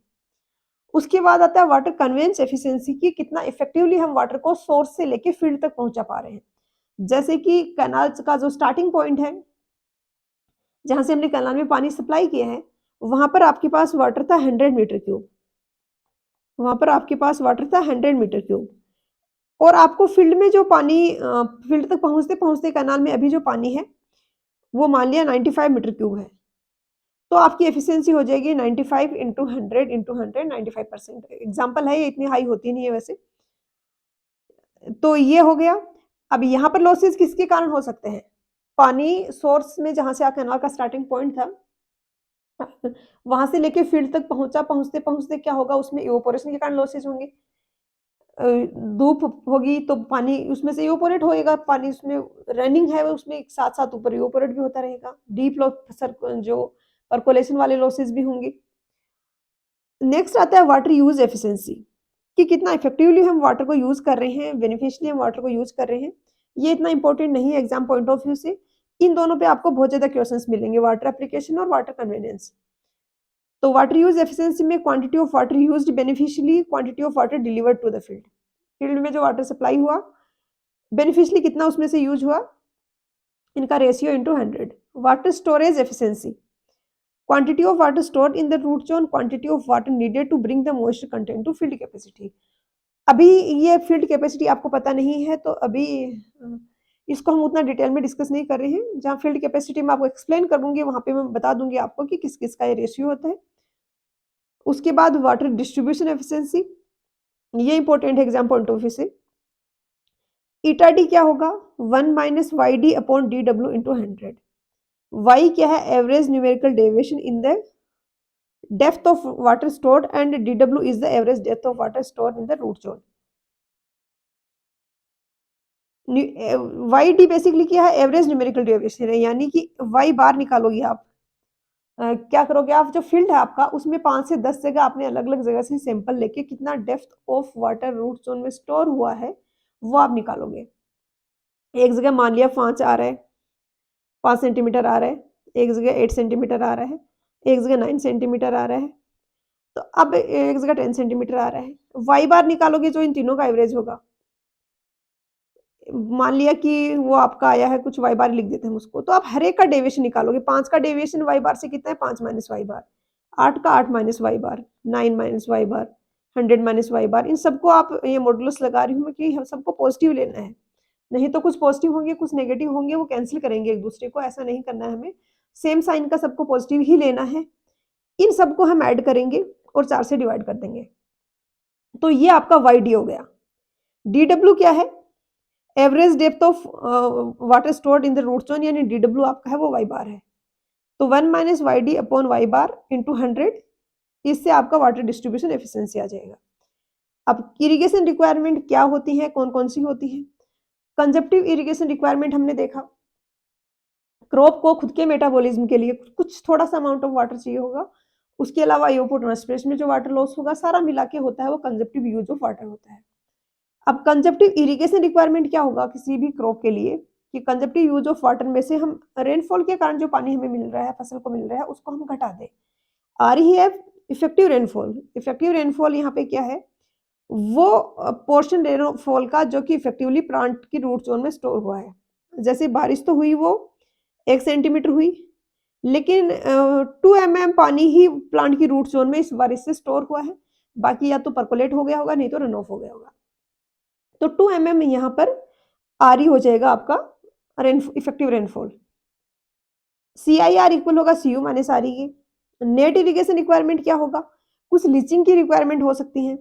लीचिंग क्या होता है, कुछ सॉल्ट्स वगैरह ऐसे कुछ हार्मफुल जो केमिकल्स हैं, जो सब्सटेंसेज हैं, वो आपकी सोइल में स्टोर हो गए हैं, जो कि प्लांट के लिए यूजफुल नहीं है और उसको नुकसान पहुंचा रहे हैं। तो हम क्या करेंगे, फील्ड में है उसमें फ्लडिंग कर देंगे बहुत सारा पानी की, थोड़ी देर उस पानी को वहाँ स्टैंडिंग डेप्थ ऑफ वाटर छोड़ेंगे, वहीं रहेगा पानी। तो जो भी ऐसे हार्मफुल जो है मटेरियल्स वो उसमें डिजोल्व हो जाएंगे और फिर हम उस पानी को डिस्पोज कर देते हैं। तो इस प्रोसेस को बोला जाता है लीचिंग। तो लीचिंग करनी पड़ सकती है अगर फील्ड में ऐसी दिक्कत आ रही है कुछ, तो उसके लिए भी हम ऐड कर देंगे, तो ये नेट इरिगेशन रिक्वायरमेंट हो जाएगा। आगे आता है फील्ड इरिगेशन रिक्वायरमेंट, कि नेट इरिगेशन रिक्वायरमेंट यानी कंजप्टिव इरिगेशन रिक्वायरमेंट प्लस लीचिंग का रिक्वायरमेंट प्लस जो वाटर एप्लीकेशन लॉसेज हो रहे हैं। वाटर एप्लीकेशन लॉसेज कौन से हैं, जो वाटर अप्लाई करते टाइम लॉसेज हो रहे हैं, जिनमें होते हैं सरफेस रन ऑफ और डीप परकोलेशन, जिसको हम सीपीएस भी बोलते हैं। अब एफ आई आर क्या हो जाएगा, एन आई आर अपॉन ईटा ए। ईटा आपकी वाटर एप्लीकेशन एफिशिएंसी है, क्योंकि वाटर एप्लीकेशन एफिशिएंसी फील्ड में वाटर अप्लाई करते टाइम जो एप्लीकेशन लॉसेज हो रहे हैं उन्हीं को काउंट करती है। तो एन आई आर को अगर हम ईटा ए से डिवाइड कर देंगे तो हमें एफ आई आर मिल जाएगा। इसके बाद आता है जी आई आर, जिसमें हम कन्वेंस लॉसेज को भी कंसिडर कर लेते हैं। ग्रोस इरिगेशन रिक्वायरमेंट, तो एफ आई आर अपॉन ईटा सी, ये आपका आ गया है, ईटा सी है कन्वेंस एफिशिएंसी। तो जैसे कि फील्ड में तो आपको फॉर एग्जांपल चाहिए कंजप्टिव इरिगेशन रिक्वायरमेंट, तो मान लिया 1 मीटर। नेट इरिगेशन रिक्वायरमेंट इससे कुछ ज्यादा हुआ, लीचिंग भी हमने 0.2 मीटर ऐड कर दिया तो 1.2 मीटर हो गया। अब हमें पता चला कि फील्ड में लॉसेज भी होंगे और 1.1 मीटर के फील्ड में लॉसेज हो जाएंगे। तो यहाँ पे आपको फील्ड इरिगेशन रिक्वायरमेंट हो गया कि 1.3 मीटर क्यूब पानी मुझे फील्ड में चाहिए। तो 1.2 मीटर क्यूब तो 1.3 मीटर क्यूब फील्ड में चाहिए। क्यों चाहिए? क्योंकि 0.1 मीटर क्यूब तो एप्लीकेशन में लॉसेस हो जाएंगे, 0.1 मीटर क्यूब मेरा लीचिंग में चला जाएगा, 0.2 मीटर क्यूब लीचिंग में चला जाएगा और 1 मीटर क्यूब मेरा रिक्वायरमेंट है क्रॉप की। अब 1.3 मीटर क्यूब तो फील्ड में चाहिए, लेकिन कैनाल में डालना कितना है पानी आपको स्टार्टिंग में, जहाँ पे डाइवर्जन हेडवर्क है, जहाँ पे डैम है, वहां से कैनाल को कितना पानी इनटेक करना है।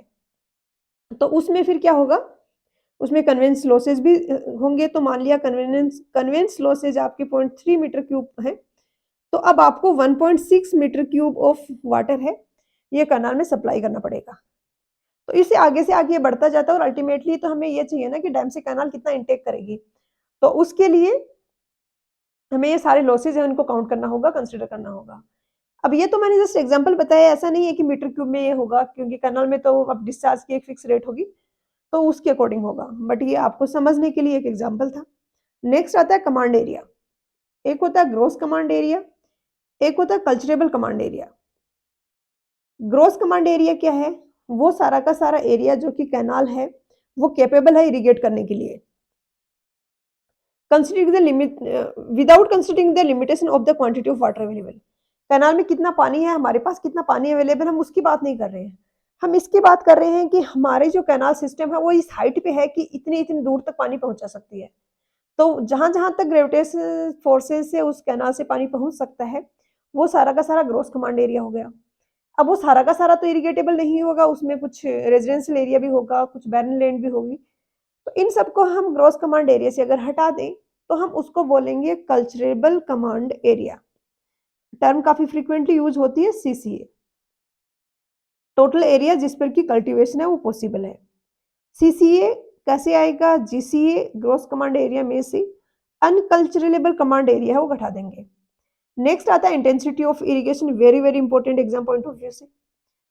इंटेंसिटी ऑफ इरिगेशन क्या है? एरिया इरिगेट किया गया है किसी सीजन में through out the year, mostly annual intensity की ही हम बात करते हैं, divided by culturable commanded area.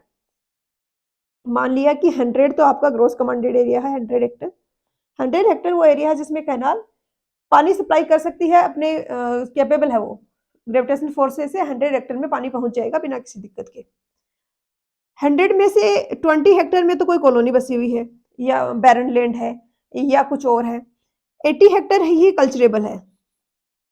उस 80 हेक्टर में फॉर एग्जांपल आपने 40 हेक्टर क्रॉप है, 80 हेक्टर में से 40 हेक्टर में आपने कोई क्रॉप बोई हुई है, तो अब आपकी इंटेंसिटी ऑफ इरिगेशन होगी 40 डिवाइडेड बाई 80 इंटू 100, यानी area to be irrigated divided by culturable command area into 100, तो आपका 50% इरिगेशन आ जाएगी।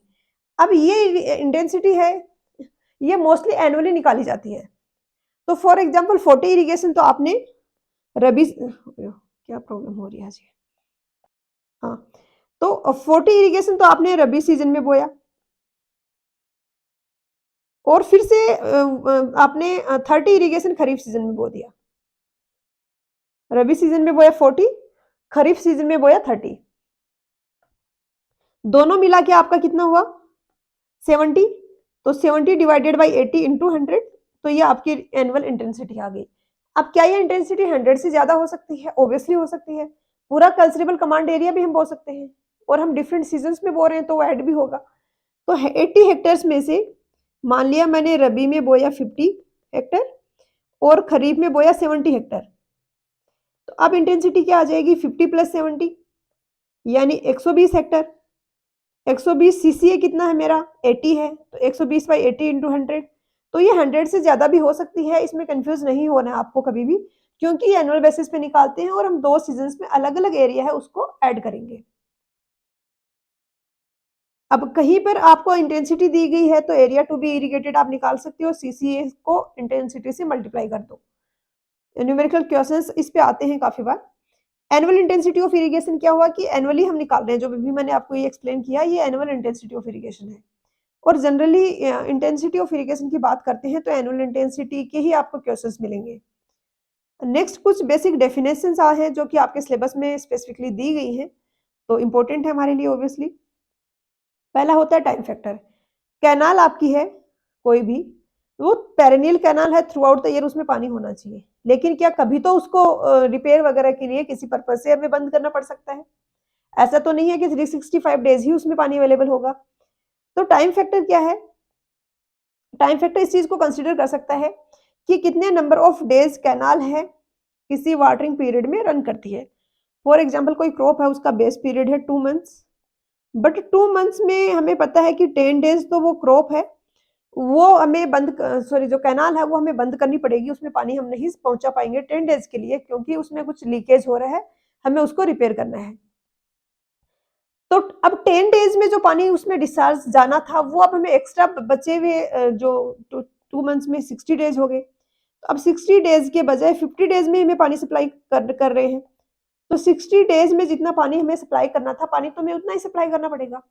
तो हमें 50 डेज में उतना पानी सप्लाई करने के लिए कैनाल का डिस्चार्ज को बढ़ाना पड़ेगा। तो यहाँ पर अगर हम बात करें तो टाइम फैक्टर हो जाएगा 5/6। सॉरी, टाइम फैक्टर क्या हो जाएगा? हाँ, एक्चुअली रनिंग कितने डेज से 50 डेज से डिवाइडेड बाई 6, तो 5/6 ही आ गया। तो जो रिक्वायर्ड डिस्चार्ज है कैनाल का, उसको आप इस टाइम फैक्टर से डिवाइड करोगे। दूसरा आता है कैपेसिटी फैक्टर। कैनाल ऐसा नहीं होगा कि हमेशा अपना मैक्सिमम डिस्चार्ज ही लेके चले, उसमें डिस्चार्ज हमेशा मैक्सिमम डिस्चार्ज ही हो। तो उसमें कभी मैक्सिमम से कम डिस्चार्ज होगा, कभी ज्यादा होगा। तो उसका मीन जो डिस्चार्ज है, जो एवरेज डिस्चार्ज है, this divided by maximum discharge, ये आपका होता है कैपेसिटी फैक्टर।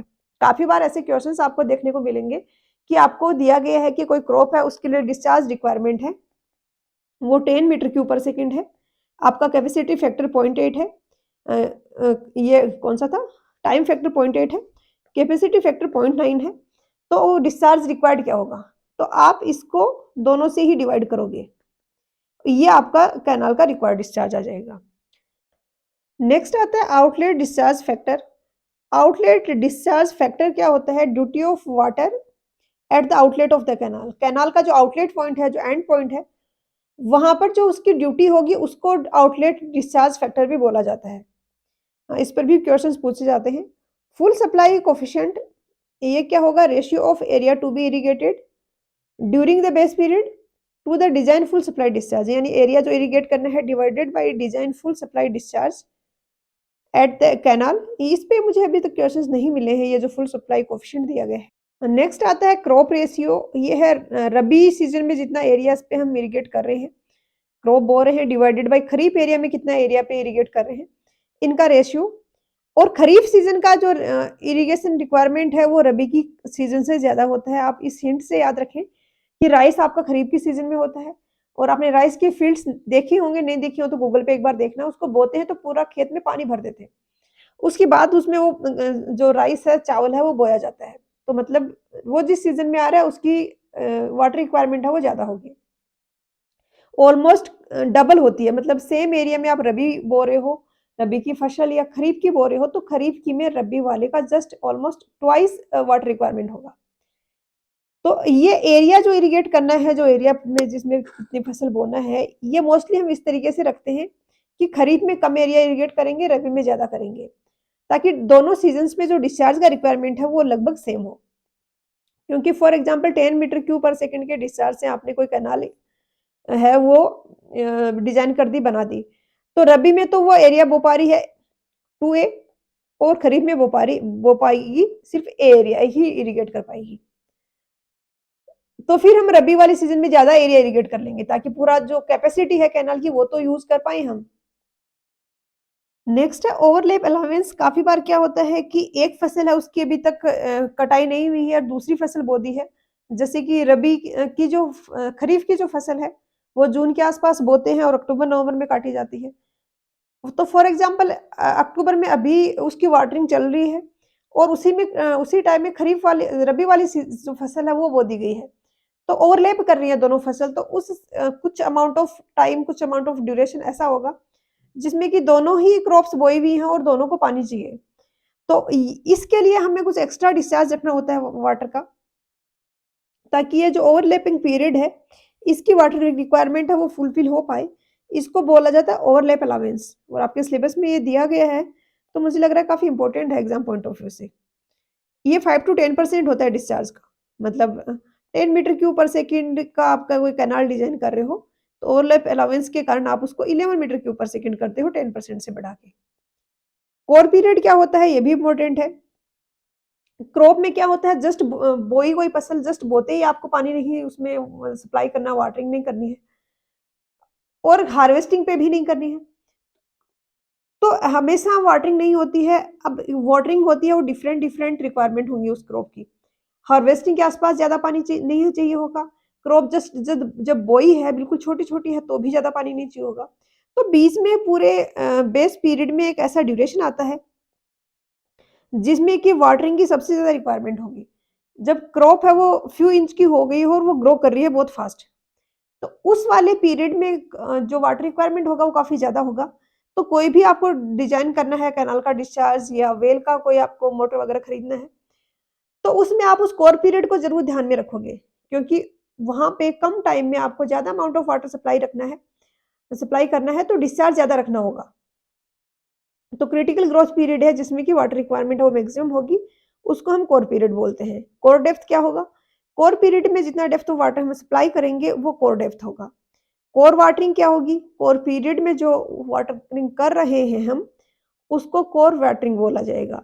पैलियो होता है, ये मैंने कर दिया आपको एक्सप्लेन कि फसल बोने से पहले तो मिट्टी गीली होनी चाहिए ना, तो उसमें वाटर सप्लाई करते हैं, उसको पैलियो इरिगेशन बोला जाता है। अब सोइल में जो हमने देखा कि सोइल में सीपेज होगा, सरफेस रन ऑफ होगा, ये सब हो रहा है। सोइल कुछ अमाउंट ऑफ वाटर स्टोर करती है, तो क्या हम सोइल को पूरा सैचुरेटेड कर दें, तो क्या वो पानी वो पूरा स्टोर कर लेगी? क्या काफ़ी ज़्यादा दिन तक चलेगा पानी अगर पूरा सैचुरेट कर दें तो? तो सोइल में जो वाटर स्टोर होता है उसको 3 टाइप में हम क्लासिफाई करते हैं। एक होता है ग्रेविटेशनल वाटर वाटर, एक होता है कैपिलरी वाटर, एक होता है हाइग्रोस्कोपिक वाटर।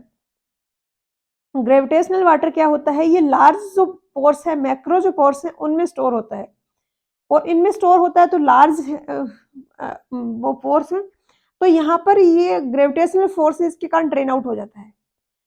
जो पार्टिकल्स हैं, सोइल के पार्टिकल वो अट्रैक्टिव फोर्सेस लगा रहे हैं उन मैक्रो पोर्स में जो वाटर प्रेजेंट है उस पर, बट वो उसको होल्ड नहीं कर पाएंगे ग्रेविटेशनल फोर्सेस के अगेंस्ट। तो ग्रेविटी के कारण वो वाटर अगर परमेबिलिटी ठीक है सोइल की तो वो नीचे परकोलेट हो जाएगा, ये ग्रेविटेशनल वाटर है। तो ये प्लांट्स के लिए अवेलेबल नहीं रहेगा, क्योंकि जो ही आप सप्लाई करोगे शॉर्ट ड्यूरेशन में ही वो परकोलेट होकर चला जाएगा। तो अब कौन सा पानी बचेगा? अब 2 टाइप का पानी बचेगा, एक होगा हाइग्रोस्कोपिक वाटर, एक कैपिलरी वाटर। कैपिलरी वाटर ऐसा वाटर है जो प्लांट के लिए यूजफुल है, क्योंकि ये होता है माइक्रोपोर्स में ये स्टोर होता है और सोइल के पार्टिकल्स हैं वो अट्रैक्टिव फोर्सेस के कारण इसको होल्ड कर लेते हैं, ग्रेविटेशन के कारण नीचे नहीं जाने देते, होल्ड कर लेते हैं। अट्रैक्शन जो अट्रैक्टिव फोर्सेस होते हैं, कोहेसन एडेसिव फोर्सेस होंगे सोइल और वाटर के बीच में, उसके कारण। तो ये प्लांट के लिए अवेलेबल रहेगा। प्लांट की रूट्स हैं वो एक्सट्रैक्ट कर लेंगी इसको उन माइक्रोपोर में से, क्योंकि वहां से एक्सट्रैक्ट करने के लिए जितना सक्शन लगाना पड़े वो रूट्स लगा सकते हैं और इजिली एक्सट्रैक्ट कर सकते हैं।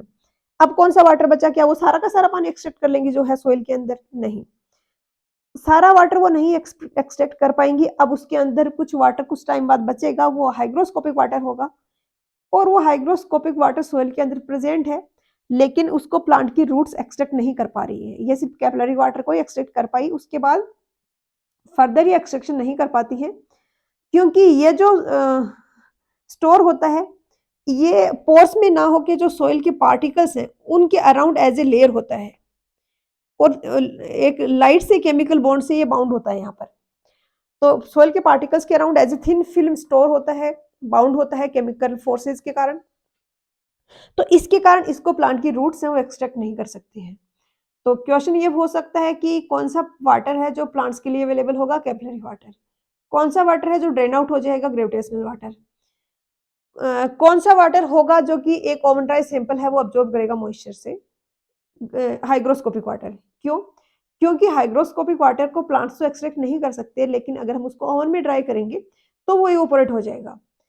अब इवोपोरेट तो हो जाएगा, लेकिन सैंपल को हम बाहर निकालेंगे ओवन से तो मॉइस्चर कुछ तो होगा एटमॉस्फेयर में, और हाइग्रोस्कोपिक वाटर जितना वाटर वो मॉइस्चर अब्जॉर्ब कर लेगा एटमॉस्फेयर से और वो again as a thin film soil के पार्टिकल्स के अराउंड स्टोर हो जाएगा। तो ये 3 टाइप की हो गई वाटर। सॉइल मॉइस्चर कांस्टेंट कौन-कौन से होते हैं? तो एक तो सैचुरेशन कैपेसिटी होता है कि कोई सॉइल है वो सैचुरेशन पे कितना वाटर स्टोर कर सकती है, तो वो सैचुरेशन कैपेसिटी हो गया। सैचुरेशन कैपेसिटी, फील्ड कैपेसिटी, ये सारे के सारे वाटर कंटेंट के फॉर्म है। वाटर कंटेंट हमने सोइल में पढ़ा था, mass of water upon mass of solids. तो फील्ड कैपेसिटी, सैचुरेशन कैपेसिटी, ये सारे वाटर कंटेंट हैं। फील्ड कैपेसिटी अब क्या होगा, ऐसा स्टेज जब सारा का सारा ग्रेविटेशनल वाटर, सारा का सारा ग्रेविटेशनल वाटर नीचे चला गया है, सिर्फ कैपिलरी और हाइग्रोस्कोपिक वाटर बचा हुआ है। इस स्टेज पे जो वाटर कंटेंट सोइल सैंपल का होगा उसको हम फील्ड कैपेसिटी बोलेंगे। और ये आइडियली बेस्ट कंडीशन है प्लांट्स के लिए, क्योंकि ग्रेविटेशनल वाटर तो हम सप्लाई भी करेंगे, हम सोइल को पूरा सैचुरेट भी कर देंगे तो कोई फायदा नहीं है, वो तो नीचे जाएगा ही जाएगा, वो रिटेन नहीं रहेगा वहां पर। और कैपिलरी वाटर जो अवेलेबल है उसमें से प्लांट्स धीरे धीरे एक्सट्रैक्ट करते रहते हैं, कैपिलरी वाटर डिक्रीज होता रहता है। अब डिक्रीज होते होते एक पॉइंट आता है परमानेंट विल्टिंग पॉइंट। विल्टिंग क्या होती है, प्लांट्स की लीव्स है वो मुरझाने लगते हैं, उसको बोलते हैं विल्टिंग। तो परमानेंट विल्टिंग पॉइंट क्या होता है, अब ऐसा पॉइंट आ गया है कि सोइल की जो रूट्स हैं वो ओवर एक्सट्रैक्ट नहीं कर पा रही है वाटर। अब क्या होगा, कैपिलरी से डिक्रीज होना स्टार्ट होगा धीरे धीरे। स्टार्टिंग का तो वाटर है वो इजीली अवेलेबल होगा, लास्ट का जो वाटर बचेगा, जब कैपिलरी वाटर खत्म होने वाला है, उस स्टेज में जो वाटर बचेगा उसको रूट्स उतना इजीली एक्सट्रैक्ट नहीं कर पाती है। तो कैपिलरी वाटर है, इसको दो टर्म्स में डिवाइड किया गया है, एक अवेलेबल मॉइस्चर और एक readily available moisture. Available moisture क्या है, फील्ड कैपेसिटी और परमानेंट विल्टिंग पॉइंट के बीच का डिफरेंस। परमानेंट विल्टिंग पॉइंट क्या है, जहां पर सिर्फ हाइग्रोस्कोपिक वाटर बचा है। और फील्ड कैपेसिटी क्या है, जहां पर कैपिलरी वाटर भी बच है और हाइग्रोस्कोपिक वाटर भी है। और सैचुरेशन क्या है, जहां पर ग्रेविटी वाटर भी है, हाइग्रोस्कोपिक भी है और कैपिलरी भी है। तो फील्ड कैपेसिटी और परमानेंट विल्टिंग पॉइंट के बीच का पानी होगा वो कैपिलरी वाटर होगा, जो प्लांट्स के लिए अवेलेबल है। तो हम पूरा जो वाटर कंटेंट है उसको परमानेंट विल्टिंग पॉइंट तक नहीं डिप्लीट होने देते, क्योंकि इससे क्रॉप डैमेज होंगी। और परमानेंट विल्टिंग पॉइंट है, इसको भी फर्दर दो पार्ट्स में क्लासिफाई किया हुआ है। एक होता है टेम्परेरी विल्टिंग पॉइंट, एक होता है permanent wilting point. Wilting point के दो टाइप हो गए। टेम्परेरी में क्या होगा, प्लांट की लीव मुरझा रही है, पानी की कमी हो रही है प्लांट में, बट आप अगर सप्लाई करोगे तो प्लांट फिर से रिगेन कर लेगा अपनी स्ट्रेंथ और वापस से वो जिंदा हो जाएगा। जबकि परमानेंट में क्या होगा, प्लांट अब डेड हो चुका है, वो कंप्लीटली मुरझा चुका है, आप उसको और वाटर सप्लाई करोगे भी तो भी वो वापस से रिगेन नहीं करेगा, वापस से जिंदा नहीं होगा। तो क्या हुआ, परमानेंट विल्टिंग पॉइंट के दो टाइप हो गए। फील्ड कैपेसिटी और परमानेंट विल्टिंग के पॉइंट के बीच का सारा वाटर अवेलेबल मॉइस्चर है, प्लांट्स इसको निकाल सकते हैं। लेकिन क्या हम परमानेंट विल्टिंग पॉइंट तक जाने देंगे वाटर कंटेंट को, नहीं, क्योंकि परमानेंट विल्टिंग पॉइंट के बाद तो वापस से प्लांट रिगेन ही नहीं कर सकता, अपनी स्ट्रेंथ वापस से रिवाइव नहीं हो सकता। और लास्ट के पानी को एक्सट्रैक्ट करने में रूट्स को इतना एफर्ट लगाना पड़ता है कि वो प्लांट की ग्रोथ को अफेक्ट करता है। तो हम कितना वाटर डिप्लीट करने देते हैं, अवेलेबल मॉइस्चर जो है एफसी माइनस पीडब्ल्यूपी, उसके डिफरेंस का ओनली 75 टू 80%। या तो क्वेश्चन में दिया होगा आपको कि इतना परसेंट रेडिली अवेलेबल मॉइस्चर है, नहीं तो आप खुद से 75% या 80% ले लोगे। इतना ही पानी हम डिप्लीट होने देते हैं, उसके बाद हम फिर से इरिगेट करते हैं। मॉइस्चर इक्विवेलेंट, इस पे क्वेश्चन पूछा गया है पहले, आई थिंक राजस्थान जेईई में था, आई थिंक, मुझे अच्छे से याद नहीं है। क्या होता है मॉइस्चर इक्विवेलेंट, ये फील्ड कैपेसिटी का ही एक रिप्रेजेंटेशन है, बट अब हमने इसको कैसे डिफाइन किया हुआ है कि 1 सेमी डीप है वो, कोई वेट सॉइल है, 1 सेंटीमीटर उसकी डेप्थ है, उस पर सेंट्रीफ्यूगल फोर्स हम लगा रहे हैं 1000 times as great as gravity. Gravitational force का 1000 टाइम्स एक सेंट्रीफ्यूगल फोर्स लगा रहे हैं 30 मिनट्स तक। तो अब उसमें जो वाटर अवेलेबल होगा उसको हमने मॉइस्चर इक्विवेलेंट बोला है। तो एक तरीके से ये फील्ड कैपेसिटी को ही लेबोरेटरी में फाउंड करने का एक सिंपल मेथड हमने निकाल दिया है। हमने माना कि 30 मिनट्स तक हम इसको सेंट्रीफ्यूगल फोर्स में घुमाएंगे, सेंट्रीफ्यूगल फोर्स इस पे एक्ट कर रहा होगा, तो उस केस में इसमें जो भी ग्रेविटेशनल वाटर है वो सारा निकल जाएगा बाहर, सिर्फ कैपिलरी और हाइग्रोस्कोपिक वाटर बचेगा, जो कि रिप्रेजेंट करता है फील्ड कैपेसिटी की कंडीशन को। तो मॉइस्चर इक्विवेलेंट है, ये फील्ड कैपेसिटी के इक्वल होगा। ये 1.8 टू 2 टाइम्स होगा परमानेंट विल्टिंग पॉइंट। और 2.7 टाइम्स होगा हाइग्रोस्कोपिक कोएफिशिएंट। हमने देखा कि फील्ड कैपेसिटी, हमने डिस्कस किया कि फील्ड कैपेसिटी क्या होता है। अब फील्ड कैपेसिटी का मैथमेटिकल फॉर्मूला क्या है और इस पर कैसे-कैसे क्वेश्चंस बनते हैं, स्पेसिफिकली न्यूमेरिकल क्वेश्चंस, वो अब हम डिस्कस करेंगे। तो फील्ड कैपेसिटी जैसा मैंने बताया, ये वाटर कंटेंट है किसी एक पर्टिकुलर स्टेज पे, जब इसमें ग्रेविटेशनल वाटर सारा ड्रेन आउट हो चुका है और कैपिलरी और हाइग्रोस्कोपिक वाटर बचा हुआ है। तो वाटर कंटेंट हमें पता है mw/ms होता है, जिसको हम फ्रैक्शंस में या परसेंटेज में डिनोट कर सकते हैं। सोइल मैकेनिक्स में वाटर कंटेंट हम फ्रैक्शंस में ज़्यादा डिनोट करते थे, यहाँ पे ज़्यादा परसेंटेज में करते हैं हम फील्ड कैपेसिटी और पीडब्ल्यूपी वगैरह को। तो mw/ms आपका फील्ड कैपेसिटी हो गया। अब अगर सोइल का रूट जोन है, उसकी डेप्थ अगर d है, रूट जोन क्या है, जितनी डेप्थ में प्लांट की रूट्स हैं जहां से वो पानी एक्सट्रैक्ट कर रही है, वही हमारे लिए इंपॉर्टेंट एरिया होगा, वॉल्यूम होगा। तो d depth of root zone है, ए अगर एरिया है किसी फील्ड का, तो रूट जोन का वॉल्यूम आपके पास क्या हो जाएगा, ए इंटू डी। आपको पता है कि रो डी इक्वल होता है ms/v के, तो v आपका a इंटू डी आ गया, यहां से आप ms निकाल सकते हो, rho D into a into D, ये ms आ गया। इसी तरीके से डेप्थ ऑफ वाटर अगर dw है, डेप्थ ऑफ वाटर dw है, तो आप mw कैसे लिखोगे, mw इक्वल हो जाएगा dwa इंटू a, ये तो वॉल्यूम हो गया वाटर का, और रो w से मल्टीप्लाई करेंगे तो mw आ जाएगा। तो यहाँ से हम लिख सकते हैं कि fc इक्वल आएगा dw, या तो रो w लेंगे या गामा w गामा d लेंगे, तो dw रो w upon d into rho, ये फील्ड कैपेसिटी आ गया। अब dw है, ये डेप्थ ऑफ वाटर क्या होता है, बेसिकली मॉइस्चर कंटेंट जो है, water content, field capacity. For example moisture content जो फील्ड कैपेसिटी है वो 20% है, डेप्थ ऑफ रूट जोन है वो 2 मीटर है। एरिया पर तो ये इंडिपेंडेंट हो गया, तो एरिया हमारे लिए इंपॉर्टेंट नहीं है, रो डी और रो डब्ल्यू की वैल्यू आपको पता है। तो आप निकाल सकते हो कि 20% मॉइस्चर कंटेंट की कॉरस्पॉन्डिंग डी डब्ल्यू की वैल्यू क्या होगी। डी डब्ल्यू को थोड़ा आप थ्योरेटिकली समझना चाहो तो ऐसे समझ सकते हो। फॉर एग्जाम्पल इस वाले क्वेश्चन में डी डब्ल्यू आपका आ रहा है 10 सेंटीमीटर, यानी जो फील्ड है आपका उसमें आप 10 centimetre depth of water apply करोगे तो आपकी जो सोइल होगी उसका मॉइस्चर कंटेंट 20% पहुंचेगा। इसी तरीके से अगर पीडब्ल्यूपी आपका है 10%, उसके कॉरस्पॉन्डिंग वाटर कंटेंट है 5 सेंटीमीटर, डीडब्ल्यू है 5 सेंटीमीटर, 10% पीडब्ल्यूपी है, यानी वाटर कंटेंट आपका है वो 10% है, उसके corresponding depth of water 5 centimetre है, यानी कि 5 सेंटीमीटर डेप्थ ऑफ वाटर अगर मैं फील्ड में अप्लाई करूंगी तो उस सोइल का वाटर कंटेंट होगा वो 10% होगा, मतलब बिल्कुल ड्राई सोइल है, 5 सेंटीमीटर डेप्थ ऑफ वाटर आपने अप्लाई किया फील्ड में तो वाटर कंटेंट होगा वो 10 सेंटीमीटर होगा। अब वाटर हमारे लिए कौन सा अवेलेबल होता है, फील्ड कैपेसिटी पे हमने देखा कि कैपिलरी वाटर भी होता है, हाइग्रोस्कोपिक भी होता है। परमानेंट विल्टिंग पॉइंट पे हाइग्रोस्कोपिक वाटर ही अवेलेबल ओनली होता है। तो एफसी और पीडब्ल्यूपी के बीच का जो डिफरेंस है वो कैपिलरी वाटर है। आपने फॉर एग्जांपल डीडब्ल्यू निकाला इसके फील्ड कैपेसिटी के कोरस्पॉन्डिंग, तो वो आपका है 10 सेंटीमीटर। पीडब्ल्यूपी के कोरस्पॉन्डिंग आपका डीडब्ल्यू आया है वो 5 सेंटीमीटर आया है, ये फील्ड कैपेसिटी के कोरस्पॉन्डिंग है। तो इनका डिफरेंस 5 सेंटीमीटर आपके पास डेप्थ ऑफ वाटर अवेलेबल है। अब क्वेश्चंस कैसे कैसे पूछे जाते हैं, आपसे डेप्थ ऑफ वाटर पूछा जा सकता है, अवेलेबल डेप्थ ऑफ वाटर पूछा जा सकता है। अब ये जो 5 सेंटीमीटर अभी हमने निकाला, एफसी के डीडब्ल्यू और पीडब्ल्यूपी के डीडब्ल्यू के बीच का डिफरेंस, ये बेसिकली टोटल अवेलेबल वाटर है। हमने देखा कि टोटल अवेलेबल वाटर है वो रेडिली अवेलेबल वाटर नहीं होता है, जो टोटल अवेलेबल मॉइस्चर है। तो इसका 75 to 80% he readily available water है। तो यहाँ पर अगर आपको रेडिली अवेलेबल वाटर पूछा जाए तो क्या करोगे आप, एफसी का डीडब्ल्यू, पीडब्ल्यूपी का डीडब्ल्यू, दोनों का डिफरेंस यानी 5 सेंटीमीटर इंटू 0.8, क्योंकि 80% ही रेडिली अवेलेबल वाटर है। Readily available depth of water आपके पास आ गया 4 सेंटीमीटर, यानी आपकी सोइल अगर फील्ड कैपेसिटी तक सैचुरेटेड है तो 4 semi depth of water available है।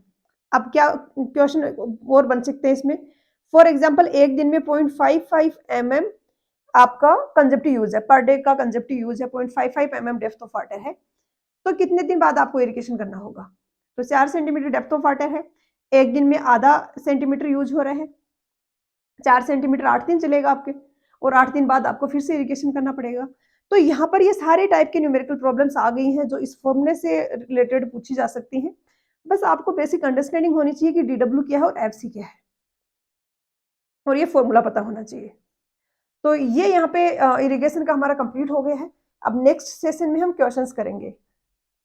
तो मिलते हैं नेक्स्ट लेक्चर में। पढ़ाई करते रहिए। All the very best.